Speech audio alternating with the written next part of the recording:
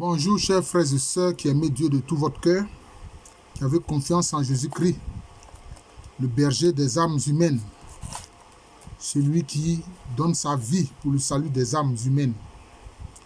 Alors, cette brève vidéo, c'est un plaidoyer en fait que je fais. C'est un plaidoyer.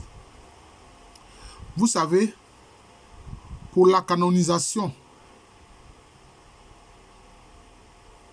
d'un chrétien, d'un saint, il y a des enquêtes.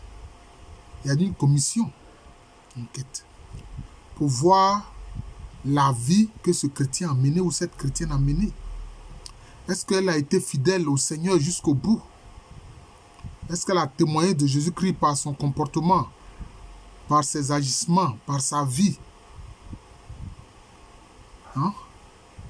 Pour que alors l'Église la déclare d'abord cette personne-là bienheureuse, donc la béatification, et puis ensuite sainte, la canonisation. En Europe, c'est vrai, ça a été des territoires où le christianisme s'est pratiqué, bien que vraiment je reconnais que les chrétiens d'Occident, ils ont commis beaucoup de crimes.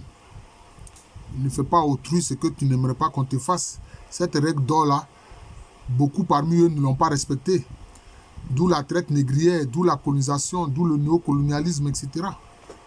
Mais ce que je voudrais dire, eux, ils se sont bien organisés par rapport à la question de la béatification et de la canonisation. Mais aujourd'hui, qu'est-ce que nous constatons? Il y a beaucoup de conversions à Christ en Afrique. Il y a beaucoup de conversions à Christ en Afrique. L'Église de Jésus-Christ prend de l'importance en Afrique. Mais nous n'avons pas ces outils-là pour la béatification des gens. Nous n'avons pas ces outils pour la canonisation des gens. C'est pour ça que moi je plaide auprès de nos évêques. Je plaide auprès de nos pères évêques.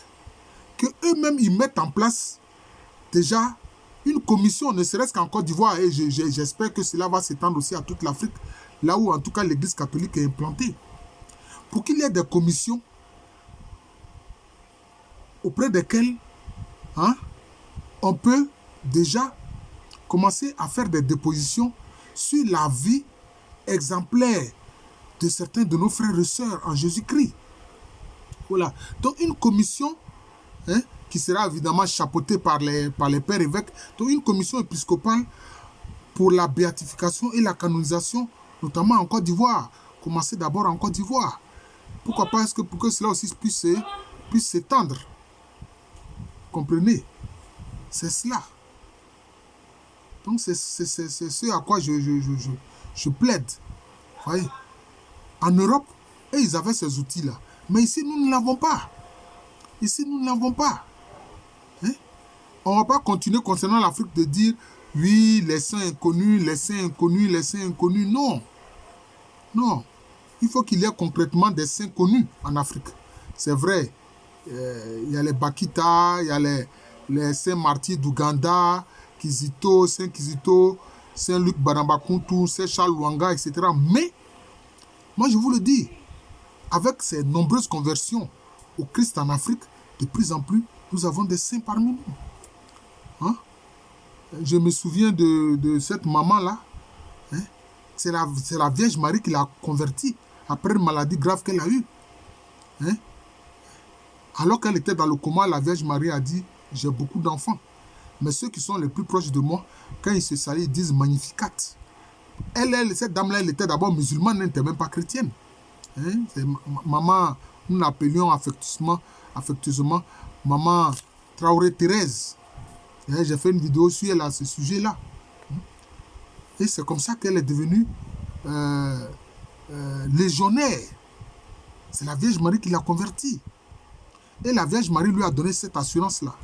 Le jour où tu vas quitter cette terre, le jour où tu vas mourir, moi-même, la Vierge Marie, je viendrai spécialement chercher ton âme. Et la Vierge Marie tient ses promesses. Vous comprenez? Alors cette dame-là, Traoré Thérèse, la Vierge Marie a effectivement est venue chercher son âme. Elle est décédée, ça fait quelques années. Donc, il faut que vraiment nos pères évêques mettre en place cette commission-là en vue de la béatification et de la canonisation en Côte d'Ivoire. En Côte d'Ivoire, oui, c'est important, chers frères et sœurs, je pense. Cher Père évêque, je pense que c'est important. Est-ce que ça existe? Ça, moi, je n'en sais rien. Est-ce que ça existe? Moi, je n'en sais rien. Et il faut que de plus en plus, dans chaque paroisse, les curés puissent songer à avoir des commissions locales pour voir la vie que nos frères et sœurs mènent, pour voir si vraiment certains parmi eux mènent une vie vraiment de sainteté, pour qu'on puisse ouvrir des procès en béatification et puis ensuite en canonisation. Mais il ne faut pas qu'on reste là comme ça en marge et que c'est toujours en Europe que cela se fait et que c'est là-bas qu'on voit des saints, des saintes, etc. Alors que de plus en plus, il y a des saints et des saintes en Afrique. Ah oui, de plus en plus, il y a des saints et des saintes en Afrique. Voilà. Il faut que cela soit connu. Il faut que si cela soit connu et qu'on puisse leur demander d'intercéder pour nous auprès du Seigneur. Voilà. Parce que ce sont nos frères et sœurs qui ont vécu au milieu de nous. Beaucoup de gens portent quelquefois des noms des saints d'Europe. Mais souvent, ils ne connaissent rien de la vie de ces saints d'Europe-là. Ils ne connaissent rien de la vie de ces saints d'Europe. Mais moi, en Afrique ici, un frère et une sœur avec lesquels tu as vécu ici, si l'un ou l'une est béatifié ou bien canonisé, bon, tu vois, c'est cela. Donc voilà cette brève vidéo que je voudrais faire pour dire cela. Voilà, je ne sais pas si vraiment ce type de commission existe ici en Côte d'Ivoire ou ailleurs en Afrique où l'Église catholique est implantée. Mais en tout cas, je plaide pour qu'il y ait cette commission-là pour la béatification et la canonisation en Côte d'Ivoire. Je suis le frère Jean de l'amour de Jésus, c'est mon nom spirituel. Et à l'état civil, je suis le professeur Alou Kwame René. Veuillez partager ces vidéos-là. Veuillez faire connaître cette chaîne Jean de l'amour de Jésus. Merci. Bonne journée à tous. Et aujourd'hui, on doit faire du travail. Mais pour nous, les chrétiens, c'est surtout Saint Joseph artisan que nous célébrons. C'est lui le saint patron des travailleurs. Voilà. Saint Joseph. Voilà.